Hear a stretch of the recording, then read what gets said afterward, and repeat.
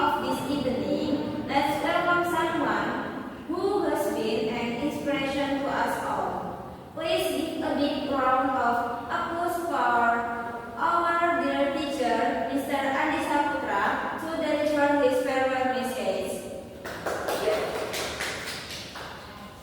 Now, who's ready for a quick game? We have some simple challenge with fun prizes. Don't be shy. This is all about having fun. Sadly,